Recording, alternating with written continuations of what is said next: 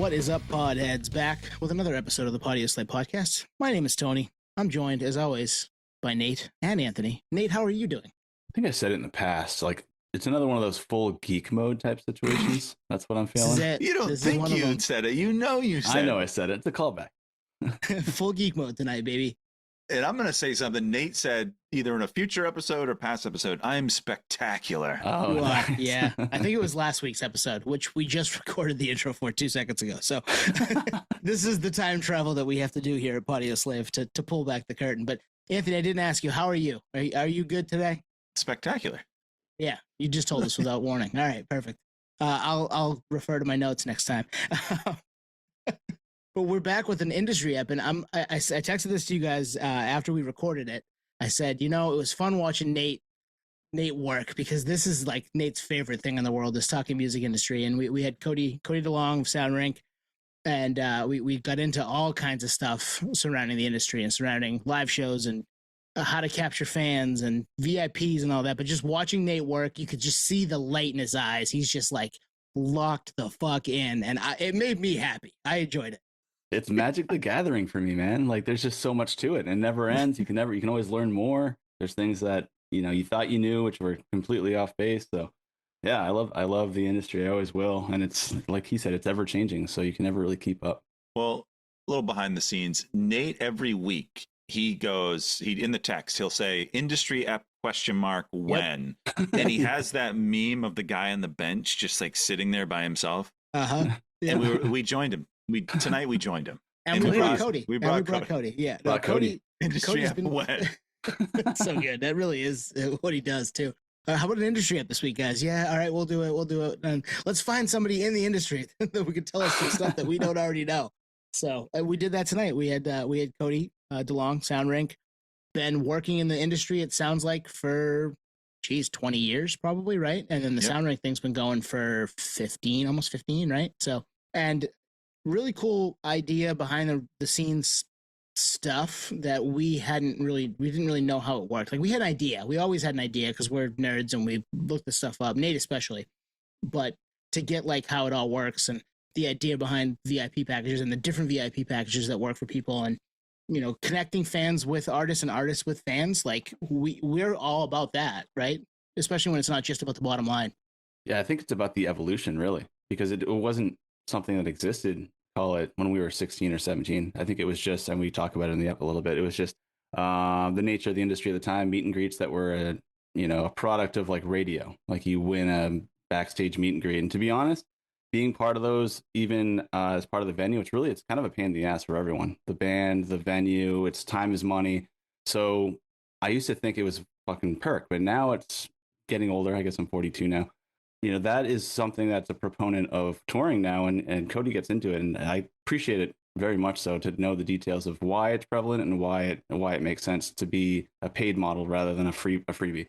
Yeah, and if you want to know more about Sound Rink, we'll put the link to the website in the show notes. But basically, music tech company that specializes in like VIP experiences, artist pre-sales, direct to fan commerce. And a lot of the conversation is based around that. It's like that whole direct to fan experience, which, depending on what music scene you're in, like that can either be very accessible or not at all. So this kind of helps bridge that gap. What else do we get into? We get into touring. We get into, he also owns a merch company. So he's like a dual threat probably more than a dual threat with a lot of rich industry. He's done some sound stuff. Yeah, he's been all over the map. Experience. So he was perfect. So if you want like a behind the scenes combo of the music industry broadly, touring, kind of where you fit in as a fan and your favorite band, like this is the app for you. And it's the episode for Nate too. Yeah, I was here for it. Yep. Yeah, it was a blast, man. Like I said, I love watching that like flicker. Like Nate's just like on. I love it. I love seeing that out of you. All right, let's get into it. Let's get into our conversation with Cody DeLong of Sound Rink and many other things right now. All right, we're here with Cody DeLong of Sound Rink. Cody, thanks for hanging with us, man. Thanks for having me. Appreciate it. We're stoked. Yeah, we're all Mainers, right? Actually, are you a Mainer though? Because like you said, New Hampshire. I'm New Hampshire. I grew up in New Hampshire, but I've been in Maine since 2012. And New Hampshire's our brother to the west, so that counts. Yeah. We're okay with that. It's Live the free same. or die. We'll take you. Yeah. One of our best friends, Rob from CYY, I now have to put the sound in. I will. Portland's new rock alternative. It's 94 WCYY. But he's from New Hampshire, and he's been in Maine 25 years, so he's a Mainer now. You just become one. It counts. It counts. I think as long as you're here and you start like, complaining about everything, it works out. Once you start complaining about, I like local season a lot better. Like, Yeah. I understand the economy really thrives from these people, but I cannot wait until they're all gone. But I can't And drive we get home. to go to all the restaurants that we want to go to without waiting 2 hours in line. Like, Did So you know in true. December you can go here and you don't even have to wait, but now you got to wait like 2 hours, right? It's the worst, man. It's like my wife and I in the off season will go to Portland a decent amount, but this time of year it's like, nah, I'm not going up there. Fuck that.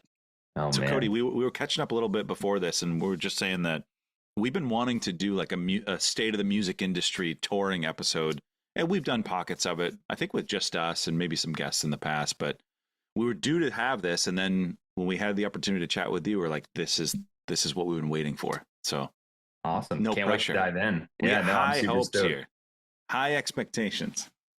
Oh, man. Well, I'm ready for it. I'm ready for the questions. Well, let's set the stage first. How did you get into music and touring and all that stuff to begin with? Because just for our listeners, anybody that's peeping this that doesn't know you, and so I think people that will click on it may know you, but some don't. Some of our regulars may want to know a little backstory on Cody. Yeah, definitely. So, I was really young when I got into music. It was really about like the start of when the internet and Napster and downloading music on like iMesh and LimeWire and all those things. And so like Allegedly. naturally- I was Cody. gonna say Allegedly. I mean, listen, it's years past, like whatever. Yeah. Like, I mean, Bars will still come statute for of you. limitations is gone. I downloaded all of it. I mean, but And You know, still that's- bought it after. it's still exactly, yes. I still have, I just found a lot of my CDs recently. And I was like, holy cow, I do have all these. And then I could figure out exactly the ones where I actually printed the labels from my computer and Yes. put them on top so they look legit. But yeah, so I got into music really young, and my parents were just always like really big supporters. So, they're like, hey, you want to go start going to concerts? And so they were bringing me concerts at like 12 local shows, to then listening to the bands on like Drive Through Records and, Hopeless Records and Revelation Records. And just like, I went to my first Warped Tour. I think my dad took me at 13 at Suffolk Downs in Brockton, Massachusetts. Hell yeah. And, bought all the compilations and just started like deep dive into it. And then I got really into photography. And so those two loves kind of meshed together.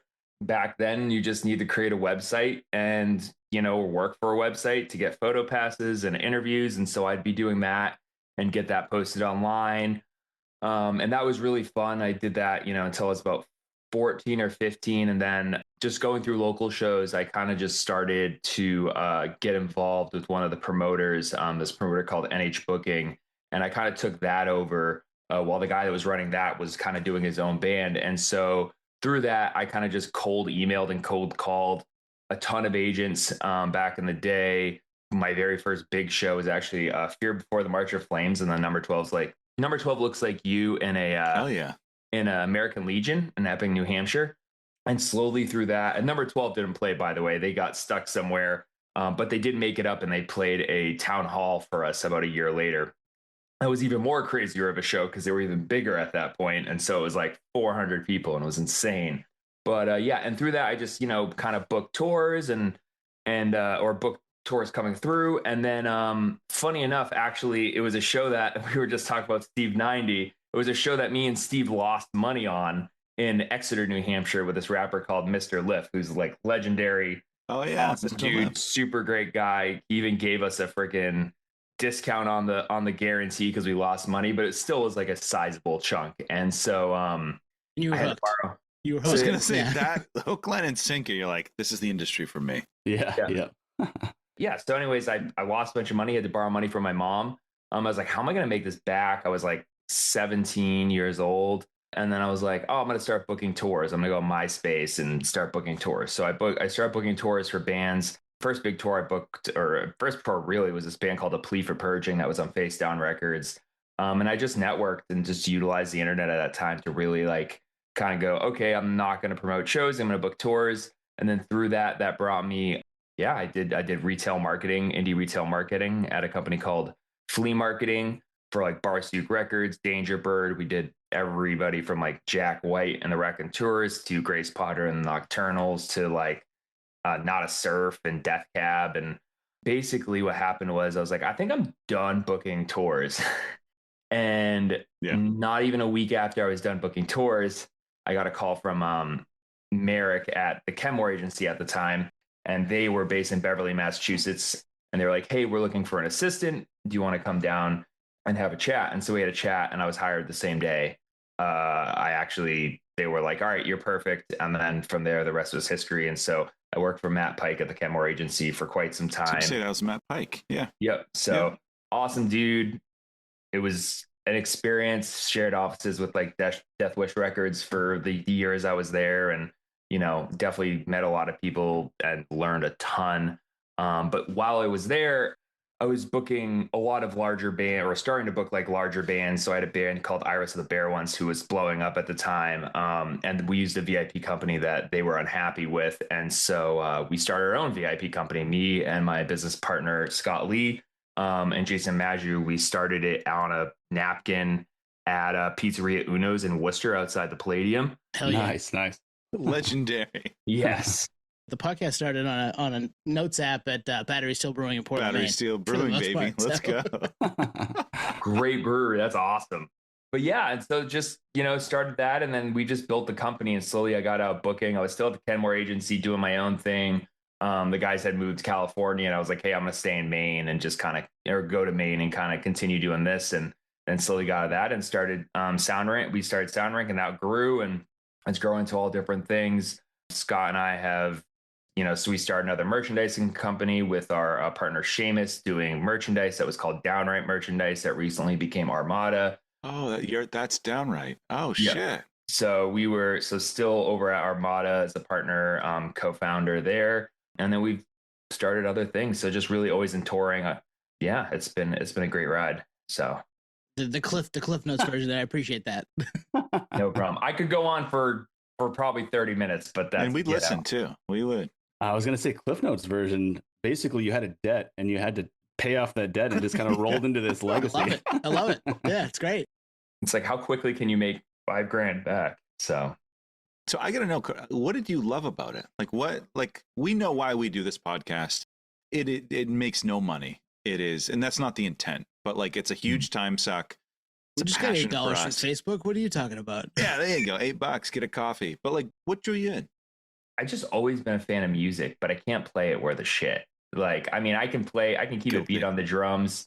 Like, I mean, I took drum lessons for years, but like, even then I realized, I was comparing myself to friends that had been playing maybe just a little bit longer than me that were amazing. And I'm like, I don't have the time for this.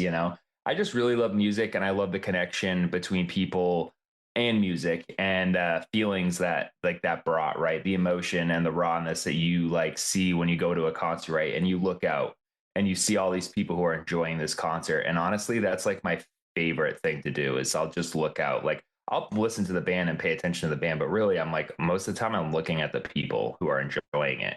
And like, so for me, I think it was a connection of like, how can I be a person that helps bring that to people, And that's kind of where that guided me and led me to this.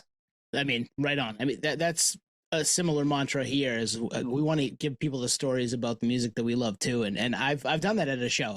I've stood there and been like, all these people are having just as much fun as I am. This is fucking rad. So if you were the one that put it together, it must feel really good. Yeah. I mean, even last night at Noah Con, it was raining.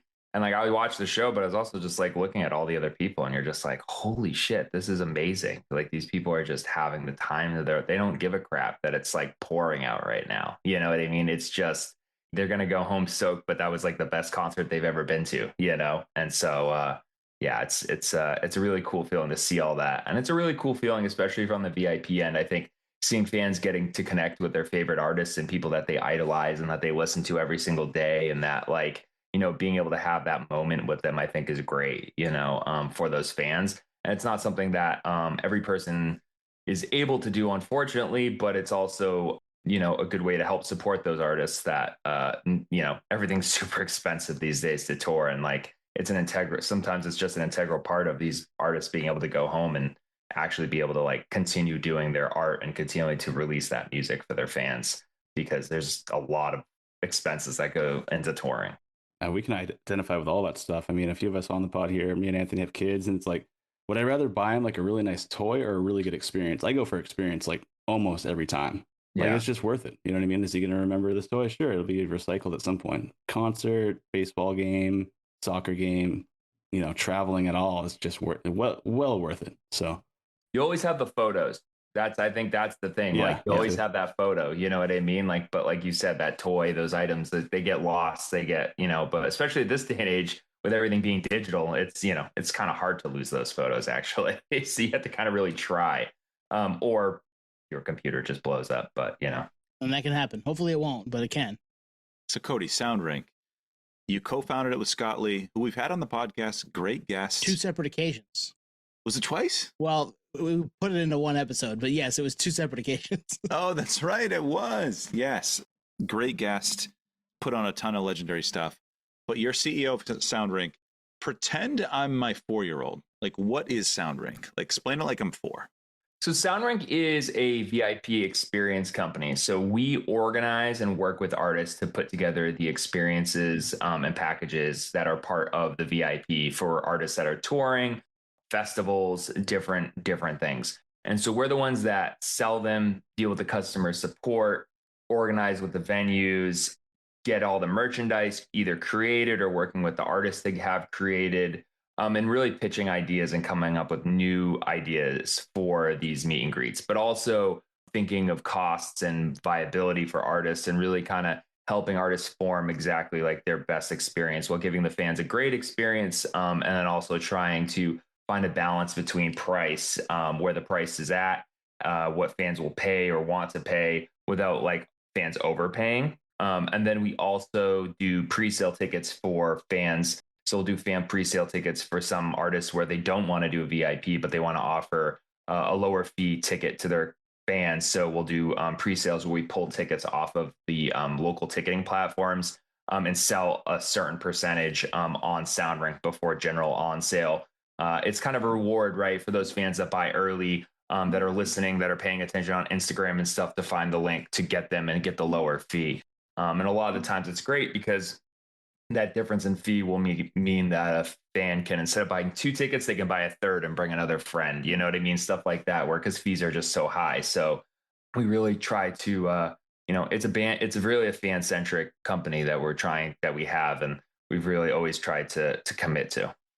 Fuck the third friend, buy a t-shirt, That too. I mean, anything, or you get the ticket with a t-shirt. A lot of times we'll do bundles where it's like, hey, you're getting this exclusive item, exclusive shirt and exclusive vinyl. And even then on those packages, the service fee is cheaper than the ticket fee on Ticketmaster for one ticket without all that stuff. You know what I mean? And so it's like, what can we do to help do that?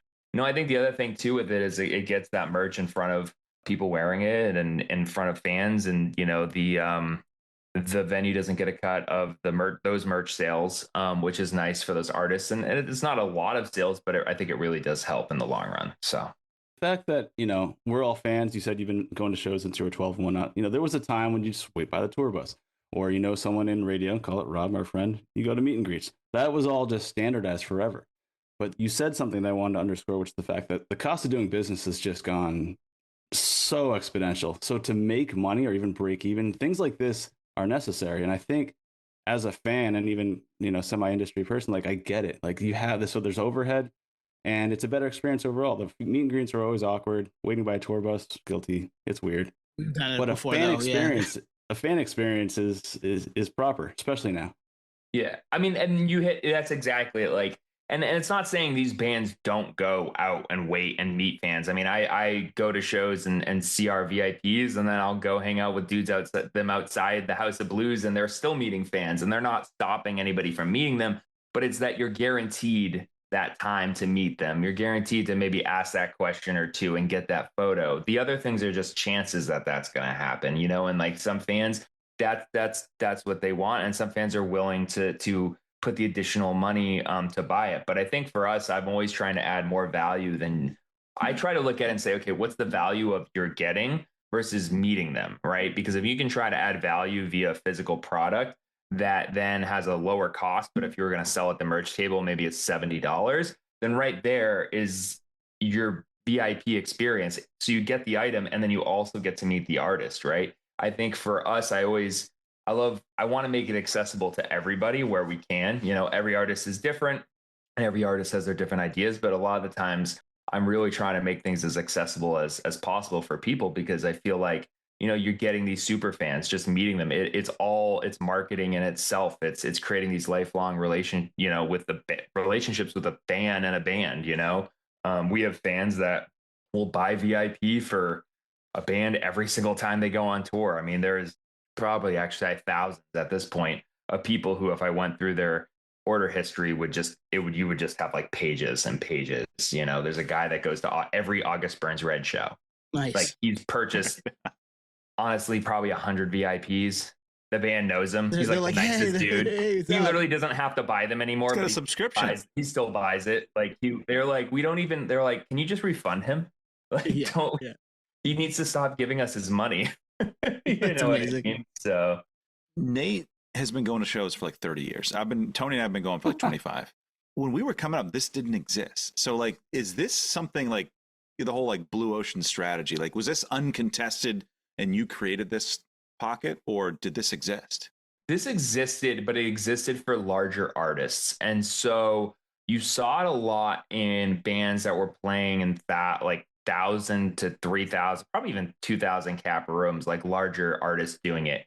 And so when we started the company, we took that and we applied it to, you know, a couple of the artists that we had that were playing bigger venues at the time, between myself and my partners, but then also to all the smaller artists that were playing 200 to 300, 500 cap rooms, and going, hey, you know, you guys can do VIP and we don't have to charge a lot. And, you know, in 2012, when we started, the added amount on VIP was like $30. It wasn't a lot of money. It was, you got a t-shirt and a signed poster and a laminate, or you got a coloring book of the band. There was like all these things we did, but the profit was, you know, at the time for those bands was a lot. I mean, it really helped actually make it so that they weren't eating McDonald's every day. You know what I mean? And so as the company grew, we got larger and larger acts, but really it was also as those bands grew, as those acts grew, we grew with them. Right. So like, bands we've worked with since the beginning that we still work with are bands like Dance Gavin Dance and Ice Nine Kills, bands like Crown the Empire, you know, bands like I Prevail, like all those bands who now you turn on the radio, 106.3 here in Maine, and it's like, or CYY, and it's just like, boom, they're on the radio, and it's great. And so I will say that we definitely are fortunate enough that we've kind of been there through the cycle, as people like to say, where like Warped Tour was super popular. Those style bands are popular. And then EDM kind of came in and it kind of went down a little bit. And then now those bands are the new active rock radio bands that were just starting out and starting to grow in 2010 to 2016. Right. And so for us, we've been able to kind of like really focus and really kind of just hit some home runs with some of these artists and really stay true to what they want, and provide some great opportunities for their visions for what they offer. Oh, well, and if you're a super fan, it's great for both, right? Like the artist gets to meet somebody who's clearly invested in what they're doing, and the super fan gets to meet the artist or get the exclusive merch, or both. Mm-hmm. How do you go about identifying a super fan? Like that's something that like, I mean, we'd love to know, because we want to know who our super fans are, and there's probably 7 of them, but we'd love to know who they are, and if they're listening every week, and like, shoot us a DM. Come on, let us know. I mean, so for me, like the super fan is a fan that's going to go buy the VIP. They're going to be the ones that buy things earlier on if they can. You know, I think one of the biggest way we identify is, especially during that pre-sale period, kind of like that first week of on sale, really seeing exactly who's buying and what they're purchasing. And because of the algorithm and everything these days, I really think you're able to narrow it down like, hey, these are really our big fans purchasing within that first week of on sale. And doesn't mean you don't have super fans that aren't purchasing, because, you know, obviously there's money to be saved up and timing of bills and etc. But I think that's really a good gauge. And then also seeing what their interactions with the band is. And so when they, buy through Sound Rink or sign up through a band's Alelo account, utilizing that data to then cross-reference with like, are they following you on Instagram? Are they a Spotify follower? Like having all those data points, it really helps identify exactly who they are. Shopify connects to a lot of things. And so you can see and see, okay, this band's actually spent money with us via our merch store. And so I think all those things combined and just taking a look at that, you can really kind of narrow down like who are your top 100,000, 2,000 fans. And you can even narrow it down a lot of times to the location, just utilizing all different, platforms and softwares and kind of aggregating all that data together. So we're kind of like one piece to that puzzle, I feel like. I think it's a big piece because live music is live music. And I think it's the biggest way to figure that out rather than somebody who's just listening to it on a Spotify playlist and just, oh yeah, I like that one song, right? So I think live music and what we offer and the data that's owned by an artist when somebody buys through us really helps that get that data together a lot clearer. Well, and one hand washes the other there too, right? Like then it will help you figure out where you want to put a tour.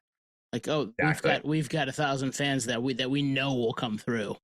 Yeah. Or 500 or 300. Okay, we can fill that room. Let's do it because those people we know they're buying stuff every time something goes on sale, and we can show up and fill that venue, even if it's maybe a smaller market like say Portland, Maine, and you could pull that off because people are gonna show up.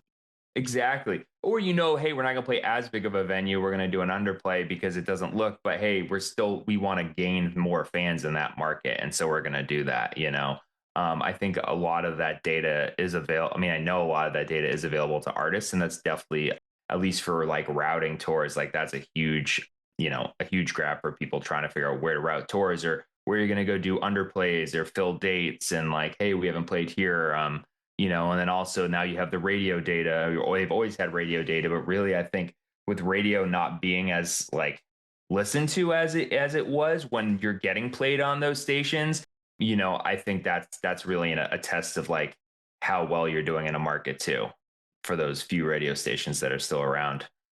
There's an element of authenticity too, right? Because like, I don't know if 360 deals still exist. I'm sure they do, but that kind of takes away, it's first come, first serve. Same with the Live Nation Ticketmaster thing. Like, the VIPs that are tied into that is just, you get it if you get it.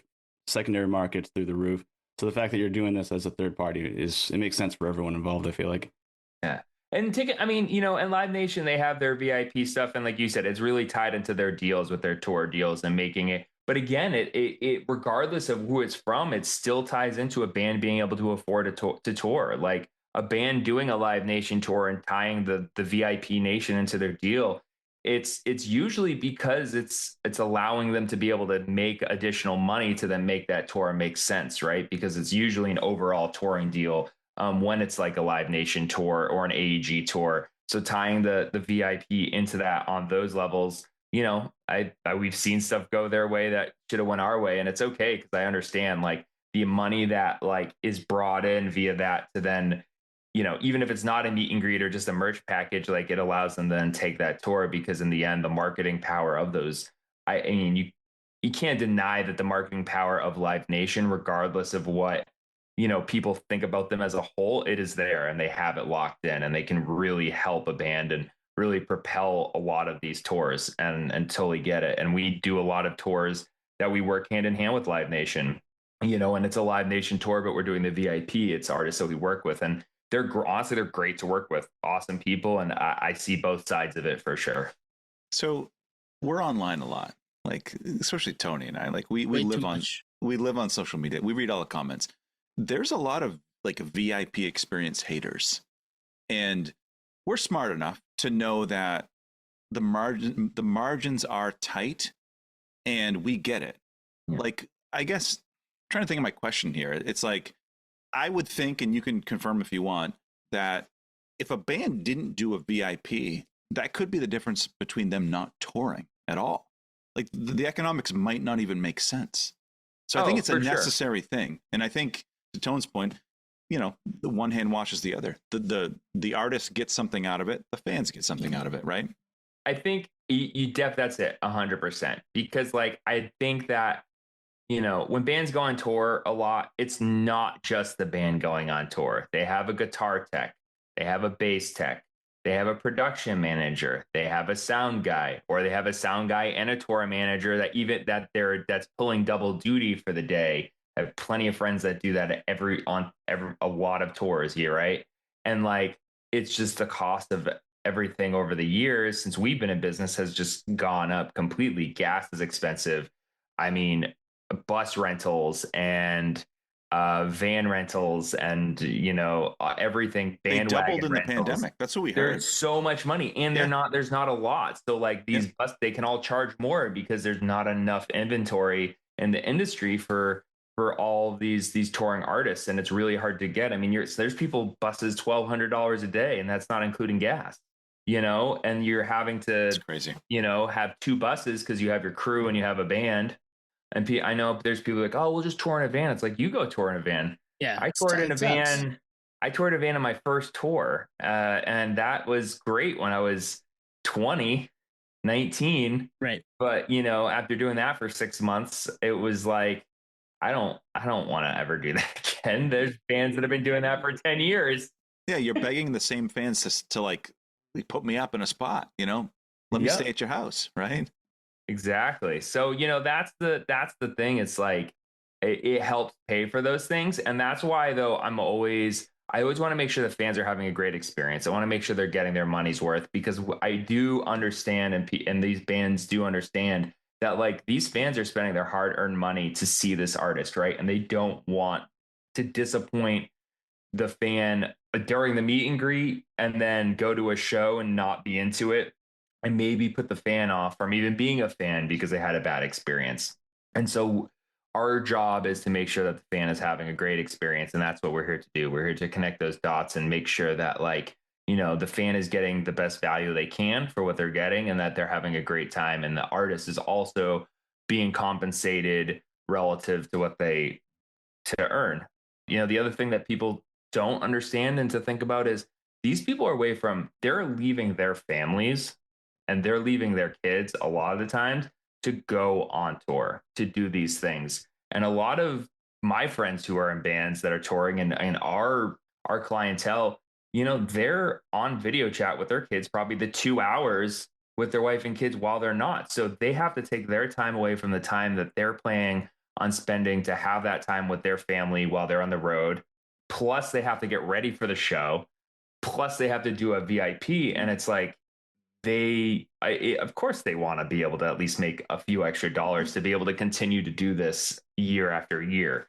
You know what I mean? And it's just, and to be able to have a house and to be able to do those things, it's like, there's all these pieces and all this, and bands aren't making a ton of money off of records these days. I mean, there are a lot that are, but they've taken them a while to get to that point where they can release an album independently, or they do have the relationships, or the guy in the band is a music producer and it's, the $30,000 advance is great, but they don't need it because they just produce it themselves and then they recoup automatically. There's really not a ton of recoupment. So I think it's just one part of that, it's part of all of those different things to help bring income to a band to pay. And then you have your booking agent, your manager, your accounting, your legal. I mean, that's like 40% right there of your income. It's gone real quick, right? In the door, out the door, real fast. It's real quick. You have a manager that's taking, 15%, an agent that's taking 10%, a lawyer that's taking 5%, accounting that takes 5% off the top. I mean, it continually adds up, and then a label that's taking a percentage of your music when you're selling your physical. And then you have your merch company too, that's taking a percentage of the merch income that's coming in for larger artists who are having that handled by the merch company, because that's a whole nother thing when you're playing larger rooms is, you need somebody to be able to handle all the merch and predict and project what's coming in, what's going out. And then you have the venues taking their percent. It's everybody is taking a little percentage, and it adds up to a lot of income that I don't think a fan really, really understands until you kind of break it down in like a spreadsheet and they're like, wow, okay, they really aren't making as much money as you would think, Not at all, right? Like they just, especially the ones that aren't at that top level, because the top level ones are making money. It is what it is. Yeah. They're endorsing things. They're, whatever. They've got podcasts. They're doing all kinds of side deals. That's a different story, a different world. But your middle class and below, or even like your upper middle class and below, are really tour to tour, paycheck to paycheck on being an artist. And we've been talking about this since the start of the podcast. We don't want to lose that class of artists, because some of those make it to the big top. Some of them stay right where they are, and they're amazing artists, and maybe they don't get the respect they deserve. But this is a way for them to continue to do that. And if it's not a thing that, for them to do, then we lose them completely. The VIP aspect of it, the merch stuff is very important for people to support the artists in those ways, because we lose them otherwise. A lot of them, very good ones. 100%. I mean, I have again, I know plenty of people that have stopped touring because it's just, even though they're making okay money, it's just the toll that it takes, and it wasn't enough to go, okay, well, I could just stay home and like not tour and go get this other job and utilize all my skills I learned, or even more from people that have been in bands that go on in guitar tech and drum tech, and they do that because it makes more money at the end of the day, and they're guaranteed a paycheck, and they'll go and drum tech. That's crazy. The bands that are bigger than them, or I've seen instances, I'm trying to think of one, but like, bands that have broken up that were bigger, that guitarist is then guitar teching for a band that is smaller than them, you know what I mean? Or what was smaller than them, and is, continuing to grow, just because like you are guaranteed that amount of money. We do live in a society where it's like, you need money to be able to live and pay your bills and do everything. And that's the world we live in. I mean, and you got to be able to, pay your bills. And so it's tough, especially when you have artists that have been doing it for so long. I mean, we've all seen bands that you're like, man, that band's still going at it, but how? You know what I mean? They've been going for 15 years, but they're playing the same size rooms, or they've grown not a lot, Well, they've leveraged the superfan, right? Those are the ones that have leveraged the superfan. Yeah. I love this combo because, like, we on this podcast, we get it. We're in our early 40s, and I'm sure you're the same, Cody. Like, we get it. But like, a lot of people don't realize, like, this isn't your favorite band that's 20 years old, just out of college, playing the station. Like, these are a lot of these bands have families, and they have to make ends meet. And I get that, and that's why, like, I personally, I've never paid for a VIP. But I always buy T-shirts. Like, I totally get it. And one thing you just said is, basically the economics of touring. We had Spose on, who I know you have a relationship with. I just looked it up. November of 2022. I thought it was 23, but it was November of 22. I had to look it up. Nice. Yeah, he gave us like an economics of touring. He had just gone out, and he had a full band with him. I think he had Dave and some others, and he was going down the list. He's probably talking out of pocket. Like, this is what I paid XYZ person. And at the end of the day, for like a solo guy, there's not much left, at least in that instance, right? He paid me on that tour because I booked him. There you go. Yeah, exactly. I know, but no, it's really that's the reality of it. You know what I mean? That's the reason why a guy like Spose doesn't tour as much as he could, because the economics of it, he's better off figuring out things to do without having to tour, and being able to go play a show here and a show there and have more of a guarantee with less travel and less expenses and flying out, and really focus on, his artwork. And he owns all his albums. I mean, he's very fortunate that he owns all his records, his publishing. He has the publishing for I'm Awesome now. Like, all of those things really, but that took years to build his catalog. That took a lot of time and effort and personal investment and financial investment into it. And I think that's the other thing too, is like, artists, there's all these different sources of income, but they're also investing that money back into their band. This isn't just like, oh yeah, we're taking all this money home. It's like, there's gear to pay for, there's endorsements, but studio time.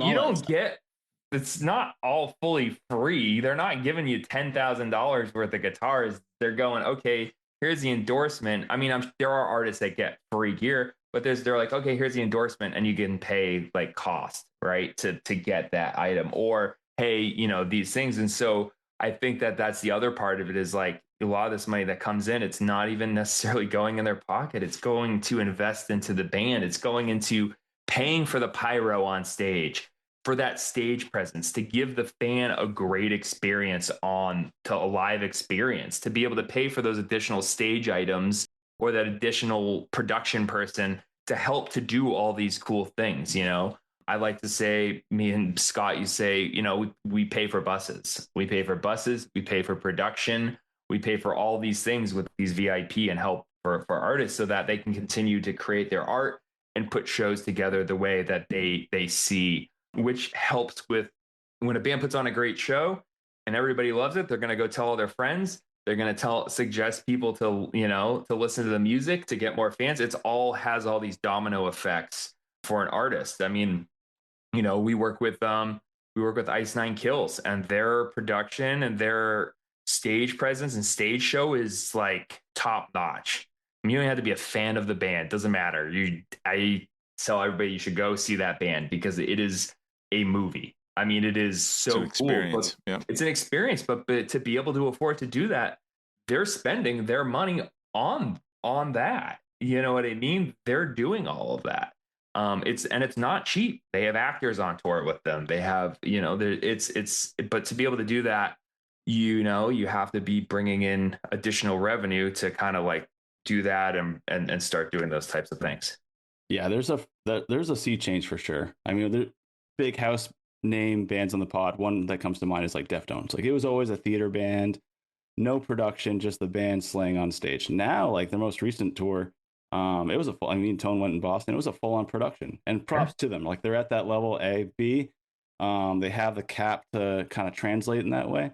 But like you said, who's paying for it? Well, like you still have to keep the ticket, the retail to fill those seats. You still have to be reasonable. So you can't always put it on every fan. So a VIP experience really kind of outweighs or displaces that money to make that happen. Otherwise, it's not possible. Another band that comes to mind is Pearl Jam. They just played all the time. Yeah. Same thing. Production on that last run was phenomenal. Went with the music, went with the record, but there was reasons for that. That was actually a Live Nation play where they did the VIP experience as an add-on to make that feasible. Otherwise, that's not happening. Yeah, exactly. And a band like that, I don't think you meet the band, but adding the additional cool items, pre-signed, lounge access. So, and that honestly, that stuff still, it's that people want that. The people, those older fans, they want that. You know what I mean? Especially from that band, right? Especially from that band. That band online is there's fans, there's super fans everywhere. 100%, and the merchandise too. I think that's the thing. Like, I see a lot of people online complaining about merchandise pricing, but like there is a lot that goes into that pricing. If you're selling a t-shirt for $45, the cost on that shirt is, if you're printing it on good stock, I mean, Comfort Colors was Noah Khan last night. It was $45 for a t-shirt. I'll gladly pay for that. $45 for a Comfort Colors t-shirt probably cost total with everything, probably $8 to $10, even with the quantities that they were making. But then, Fenway probably is taking 25 to 30% off the top. Yeah, insane. You know what I mean? And then also, his merch provider is also probably taking a commission because they're probably the ones who are taking the risk or putting together all the projections and making sure things they're probably taking a good 6 to 8%. You know what I mean? So it's like but like those things help fund those bands. And speaking of Deftones, did any of you guys go to that Deftones Dillinger Escape show at Hampton Beach Casino Ballroom? I was there. Oh my God. That one. 2011, was it? When was that? I think it was like 20. It was before I started Sound Rink, or maybe right after we started Sound Rink. That was an amazing show.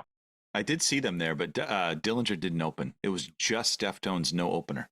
Oh, so I was at the Dillinger one. And it's funny you mentioned that because I was going to mention it earlier in the pod when you said like bands like, their per diem is enough for McDonald's. Like I was hanging, kind of friend of the pod, Stefan was like, his manager came up. He's like, hey, we're getting food. Like, what do you want from McDonald's? And I was like, dude, like, I was just like, really? And Stefan's like, yeah, it's our per diem.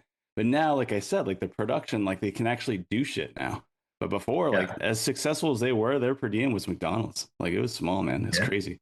It's not a lot, and you can only eat so much. You can only eat so much pizza and freaking, even venue food too. Although a lot of venues these days, I think are doing, they do great. House of Blues but again, it's it's those Live Nation venues that I feel like a lot of people are like, well, Live Nation, it's like they're the ones that are actually taking care of these bands on hospitality. I mean, I go to these shows and go backstage and caterings. You're just like, wow, like smells delicious. Yeah. That cookie looks really good. Yes. So a question, switching gears a little bit, direct to fan. We, as a podcast, have been DMing bands for 6+ years. And we always love that like dopamine hit of an answer, or they saw it. They're going to get back to us. So they want to come on the podcast. That, I mean, for us, still we get giddy, we get goosebumps. What does that look like for the artist, the direct to fan?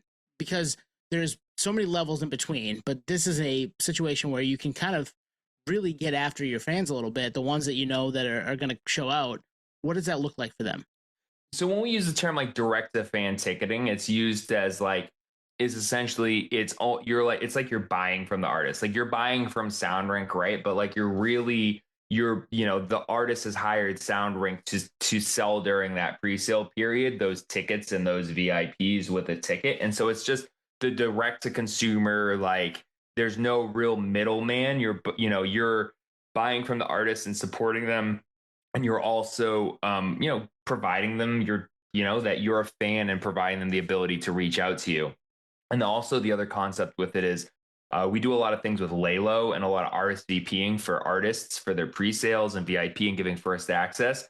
And there's a lot of direct to fan with that, even messaging, and there's Instagram, and direct texting with that. And so we have some artists that'll go on there and just respond to DMs or text messages, utilizing the Laylo account that we've set up for them, utilizing with the RSVP. And so I think it's just, the terminology is just really like you're supporting the artist, whether you buy from the venue or from them. But I think when you're able to buy a pre-sale ticket when it's not on Ticketmaster or even TicketWeb or whatever the venue's platform, you're providing them an extra layer of, them to really have an insight on their fans. Because like when a fan buys a ticket from a venue, the artist doesn't own that data. They don't get a list of everybody who went to their House of Blues sold out show. It's just not data. The way that data privacy is with a lot of those ticketing companies, they don't allow that to transfer that information. Whereas, through us, we've formulated and all we sell is pre-sale tickets, VIP, and we have all of our language and all our terms of service where that data is also owned by the artist and they can retarget to those fans. And it's not necessarily things for people to buy. It's first exclusive access to watch a new video on YouTube, or first, hey, this new single's coming out. It's kind of like a way to like beat the algorithm, right? Because like you have this data where like you don't have to fully rely on hoping it gets in front of your super fans. Like you have that data where you can directly message them or directly email or text message them or whatever. You have all that stuff to get those people to see that, rather than being like, oh man, I didn't realize they put a new song out like 3 weeks ago. There's less middlemen, right? And I think as a fan, that feels good. It's almost like going to the farmer's market and you're buying directly from the dude that's making the honey, right? It feels better. And that, Ticketmaster's not getting their cut and all this shit. But definitely. I mean, yeah, I think it's a good thing. I think a lot of fans, I mean, regardless of where doing it, I mean, there's other companies, there's companies like Seated and Seated does a lot of pre-sales with some artists. And it's like, if you can buy a ticket through those, you're way better off. If you want to go buy a show, then, go to a concert, then that's a good time to buy a ticket, because it really does help the artist in one way or another. And not saying buying a ticket through TicketWeb or Ticketmaster or whatever doesn't help the artist. It always helps the artist. But I think if you're wanting to go to a show, buy during that period. It gives them insight of what first week sales look like, right? What the demand's looking like, if they need to go into a bigger venue, or how the show's being. Like, I see it all the time online. Like, hey, if you want to come see me, buy a ticket. Don't wait till the last minute. Like, and I think that's definitely a big part of it. If you can, and again, it's if you can afford to do that. Again, sometimes you just got to wait till the right time, and that's totally understandable. Can I throw something out there? And you may do this with the Sound Rank and the VIP and the early access stuff, but I know when we see a show get announced on, say, a Monday or a Tuesday, and then tickets are on sale Friday, a lot of people, that's hard to just turn around and buy the ticket, right? Like, give us 2 weeks, give us 3 weeks to put that money together. You know what I'm saying? I wish they would do more of that. Like just, hey, show's announced on Monday. Tickets aren't going on sale Friday. They're going on sale the following Friday. Like get your shit in order so you're ready to go. I like this. I like where this is So going. we actually just did that for the first time. We did it with an Did artist. I just get a job? Yeah, Intern. We just did it with this artist, Justin Nazuka. He's a solo artist. Really awesome dude. Very awesome. Everybody should check him out. More like acoustic, alternative indie. But we utilized his Laylo account and he did RSVPing. We did RSVP'd, I think, 2 weeks. He announced the tour. I'm coming to all these places. Pre-sale and VIP will be on sale in 2 weeks. You want the link first, RSVP with your email, your phone number, and you'll get emailed. And then we went on sale 2 weeks later. So people had 2 weeks, knew that was going to come up, and sales were really, really, they were amazing. We sold out of a majority of his pre-sale tickets that we were allotted, and we're still selling through VIP upgrades now. But really, a lot of the time, it was it was the 2 weeks, and I think it made a big difference. And I thought it was really cool, and I think more bands should do that. I think what was funny is there was a lot of promoters there like, are you kidding me? Like 2 weeks? And it's like, oh, I bet. Yeah. Yeah, but like it's gonna help sell tickets, and it did. I think more bands should be doing that. I don't think it's maybe a week at least. Maybe it's not 2 weeks, right? But maybe it's like 7 days. Maybe you announce it on Monday, and the following Monday is the pre-sale, right. Yeah. And then Friday is the general on sale. And you're giving people that time to go, hey, I need to save money, or I need to make sure I don't spend this money from this paycheck to that paycheck, So. Well, and so many people are living that way, where the economy is not great. There's gas is through the roof, all that stuff. So to only have 3 days to get together, however many dollars, depending on the artist, that's not easy. And maybe you miss out, and you're missing out on the super fan who you're hoping there's tickets 3 weeks out when you can pull it off. But if you give them 2 weeks to kind of put stuff together and say, all right, my fun money this week is going to my concert ticket next week, I'm good to go. To my concert ticket next week, that's not happening in 3 months. Exactly. It's not even close to the show. It's like, and then I'll use my fun money that week to pay for the fact that I want to buy a t-shirt, and I also want to buy a $10 water so I don't dehydrate and pass out. Where are you getting $10 waters? I thought they were like 12, dude, 15. So Cody, you've worked with bands at every level. Just getting your story. To me, the Sound Rink VIP experience, like there's a certain level where a band, it might not make sense for them, right? They don't have the fan base.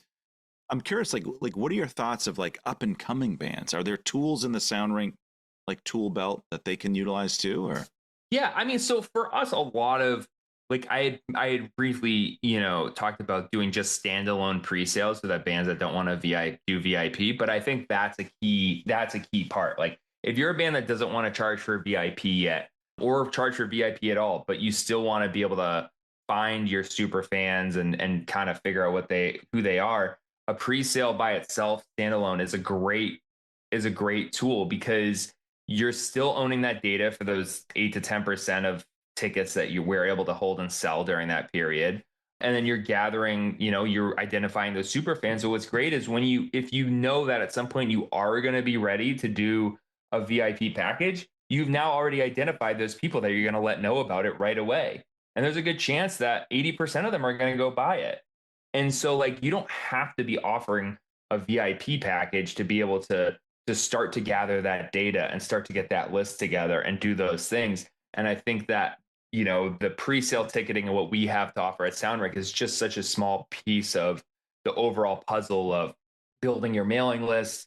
SMS text messaging is, I think, way underutilized by a lot of bands. They still rely on emails, and emails are great, but not everybody's checking their email all day like I do or other people in the industry are doing. They're checking their Facebooks, their Instagrams, their text messages.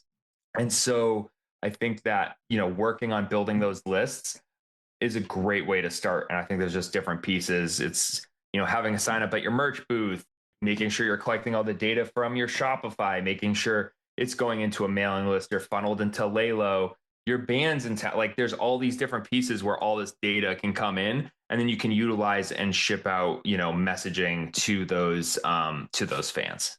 So there's a way for some up and comers to at least have a little bit of skin in the game and find out who who's riding for them early on and would come through to a show, and then maybe down the line you're doing a VIP with those people. Exactly. 100%. Yeah. And we have a strategy for a lot of artists that are just starting out to do VIP and, kind of like not charging a lot at first, and you gradually get there. And I think that's what big key mistake that a lot of artists who are starting to do VIP are like, oh yeah, we could charge X amount and make X amount. It's like, no, you gotta build with your band as you're growing too. Cause like you can always go forward, but going backwards just is not a good look. But going forward as your art, higher prices, you're building your band and you're growing and you're getting more fans and you're offering more, you always want to like gauge what that interest is too at the price level. You don't want to overcharge fans, I think, at any level, and so figure out what level as an artist you're at and what that pricing strategy looks like. And we work with artists to figure that out and then help them grow in each stage of their career. So how is this happening in terms of the relationship? Is it something that you guys are doing outreach, or is it the other way around? It's probably a hybrid of both, I'm assuming. It's a hybrid of both. I mean, we've been around for, like I said, I think 14 years now. So I think a lot of it's, for a long time, it definitely word of mouth, definitely just a lot of cold emailing to managers and bands. And we still do a lot of outreach and a lot of, pitching for different things and meetings. And a lot of it just comes in through, hey, we probably had already 5 tours this year that was just people like, hey, I saw you do this band. We also want to do VIP. What do we do to sign up, And then there's other ones where it's just recommendations from people we work with in the industry, tour managers, merch managers, and, other managers. So it's definitely a good hybrid of both at this point. Well, and the music industry is that way, right? It's not what you know, it's who you know. It's networking. It's finding people. It's rubbing elbows, having conversations, and showing people what you do. 100%. It's all networking, really. It's what it is. It's fun networking, though. You get to go see some cool stuff. Yeah. So, Cody, I get maybe an inside baseball-ish question. How is it navigating a changing touring and music industry landscape, a technology landscape that is no one can keep up? I know at least one of us has an MBA on this podcast. Like, we're super interested in this. Hey, I didn't know you got your MBA. PhD. Oh, sorry. So we're super interested in this. And to me, it's like super fascinating. Like, you're in this basically a startup with 2 changing landscapes. Like, do you lose sleep every night or what? I used to lose sleep. Yeah. I think, it is ever changing. You're 100%. I think the biggest thing is keeping up with it. And it's tough though. There's a lot of new things. I think AI is a big one. It's made it so that you can easily create a lot of applications and different things way quicker than you used to be able to, which means that features and different things that artists want or fans need, or bot detection, different things are an a lot NFT. I want an NFT. Oh my gosh. An Iceland Kills NFT. Let's go. Oh my God. And NFTs, I mean, I feel like that was one and that's something I tried to. I have one. That's something I tried to understand, and I just couldn't. And I really couldn't. And I'm glad that I was just like, like this is just not it, And I think there's some people have use cases for it, right? But I don't see a lot of that, I think that it's just, you just got to keep your finger on the pulse, really, and kind of like I'm always looking at what are new things and new technologies, and how can we incorporate that into the business, whether it's bettering the fan experience, whether it's bettering a workflow within our company to help better the fan experience or to make it easier for doing things. I think the touring landscape is definitely another one. It's just, again, what's going on tours, where are bands touring? Are they downsizing rooms? Like, are they going in the bigger rooms? The ticket, the pricing strategies. I mean, I'm always constantly looking at artists that we don't even work with that are other companies that are in this space and going like, what are they charging? Right? Like how much are they charging? 100%. Is that too much? Is it too little? And what are the fans getting for that? And making sure that we're not, we're all pricing at a good point. So, yeah, there's a lot of shifting, sandy beach to be walking on right now as far as the music industry goes. Is things are just changing, and things change fast anyway. But I think in that landscape, especially since COVID, a lot has changed.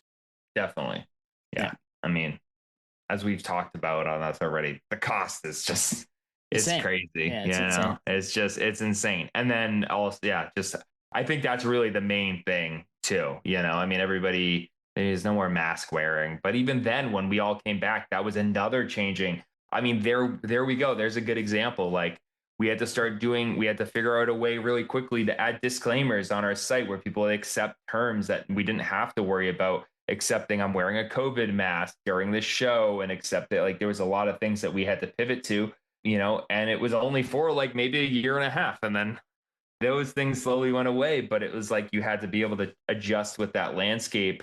We've always seen, I mean, during COVID, we pivoted, live music went away, and we pivoted to doing live streams. We did a lot of live streams. We did Newfound Glory, Say Anything, All Time Low, there's probably even more that I'm not even set. There is definitely more, but we did a lot, but that allowed us to keep our lights on, and at least pay the couple employees that we had and get at least being able to keep them going, and not have to close. But I mean, again, it's just like pivoting and where that went at that point. So that's impressive. You're competing with companies like Beeps, like VC funded companies, just like head to head. That's insane. Yeah. So I mean, luckily we haven't had to do one, but hey, if it ever came back, I know exactly how to do it. I learned a lot. There's a playbook. That was the thing. It was like we all had to quickly learn like video encoding, live streaming. I mean, we had all the time in the world to do it. Well, not really, because we're also refunding hundreds, thousands of people their VIPs. Right. Damn. Oh man. And then also, as at that time, we had a lot of tours that were rescheduled like 5 times. So like every time you would have new people who wanted refunds, and then you'd have to still have and then when the tour finally canceled, it was so much, It was an absolute mess. It was a mess. I mean, it was the first time we actually had to enact our policy, which is service fees are non-refundable. To this day, we will refund your service fee, even though that's the policy, but we had in place and we were like, hey, sorry, like our service fees are so small, but you're going to get the face value back. But like we will not be in business beyond this. And it's not even because we're making money. It's because when you charge your card and then you refund it, you pay the credit card fee twice. Exactly. As a merchant. You're just paying that off. Right. So it was a loss of money. It wasn't even like we're making money. It was, this is how we don't go into debt further than we're already going to debt, so that was a crazy time. It was a crazy year and a half. That was I'm glad it's over. Yeah, I'm glad it's over for now. Who knows? Hopefully it never happens again in our lifetime, or ever really, but definitely not in our lifetime. Somebody eating a rabid fucking kangaroo or something. Who knows, man? I've tried it. It's kind of gaming. Fucking knows, man. Jesus, dude. This has been super fascinating because, like I said, we're online a lot, and I've read like Reddit threads of, I won't name the band, but like larger modern pop punk bands, like their fans are like, oh, tickets are $50. They're millionaires now. It's like, listen, motherfucker, there's 5 people in the band. Like, what do you mean? Mm-hmm. There's 5 people in the band.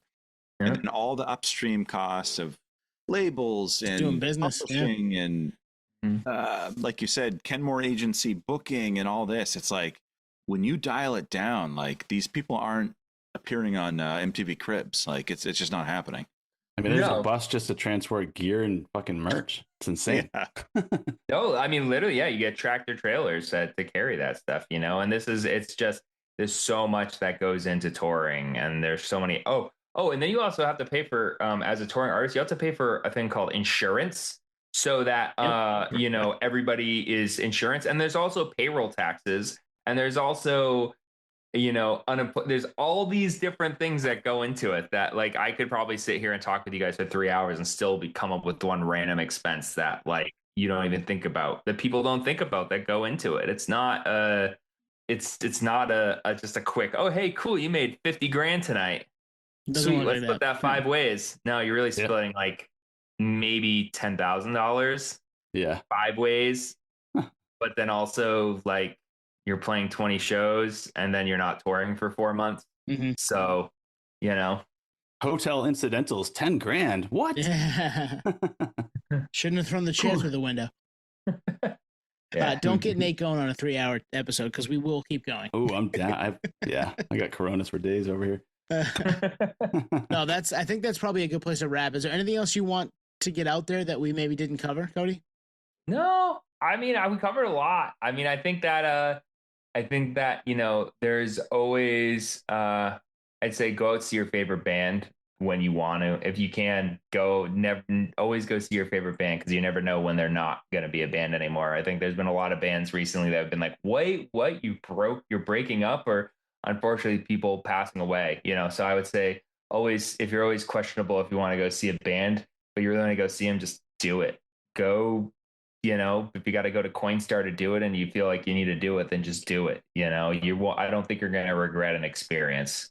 You don't have to buy the VIP. Go just buy a ticket and support the band and go have a blast, and maybe go drink some beers before you go inside, so you're not you're not paying ridiculous amounts. So I love that. It took me years to get there.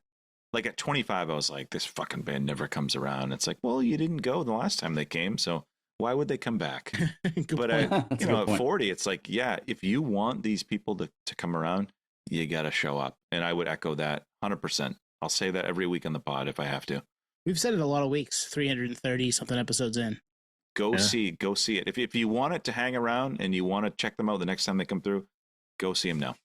Yeah, if you want to support, it's the biggest thing is these bands need their fans to support them. And that's at every level. That's at bands playing 200 cap rooms to bands playing 20,000 cap rooms to bands playing the State Theater in Portland. You know what I mean? It's like those bands are aura, going and seeing those bands play when they come through, because, if they don't have enough people, they're not going to come through again. And you're going to have to truck down to a city that's 2 hours away from you. For us, that's Boston. For somebody else, that could be somewhere else. And the band's not going to come through because they feel like they didn't get the support. And then maybe they'll try again. They'll always try again, but it's how many times they're going to try, right? Before they're just like,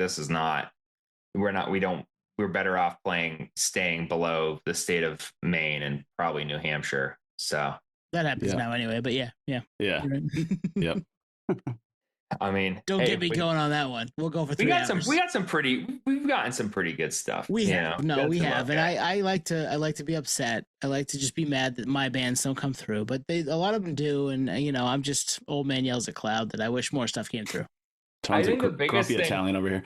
I think I've seen seen like the biggest thing of these bands. I mean, you can see, especially here in Portland, like you see all these bands that come through, like, every few years that and it's because their fans show up. You have, and again, I'm just talking about a big artist, but really cool guy is Billy Strings. That dude comes here and he gets a ton of support, and the reason he keeps coming back is because his fans come out when he comes through. Again, I know it's a larger artist, but it's like those fans, when they go, I'm going to see him, he's coming through, I'm going to see him. And I feel like there's a lot of fans that, I don't know, I feel like there's always like that excuse. I mean, I make it too. You're just like, I don't know. It'll work tomorrow. Yeah. But I've been trying, I think my biggest thing, I've been trying to say yes more, right? All right, let's go, right?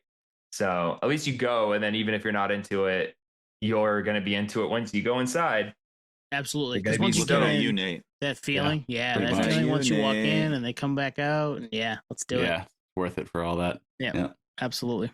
Awesome, Cody. This is great, man. This is a lot of fun. Yeah, I'm really happy we got to do this, and I think a lot of people will dig this, behind the scenes stuff that we've done before. But it's nice to have somebody who does it every day, who lives it and knows the ins and outs of it. So thank you. Oh, thank you for having me. I appreciate it. This has been a great one. Yeah, and we'll link Sound Rink in the show notes. So if you're interested in all the offerings there, we'll hook you up there. Cool. Check it out. Awesome, man. Thank you. Thank you. Yeah, thanks. Thank you for listening to Podio Slave. We are at Podio Slave on X, Instagram, TikTok, all of the places that you can find us on social media. It's at Podio Slave. We are Podio Slave Podcasts on YouTube. Subscribe to us there. If you want to contact us, hit us up at podioslavepodcast@gmail.com. And hey, if you've got a minute, leave us a review. Tell a friend. We'd really appreciate that. Thank you.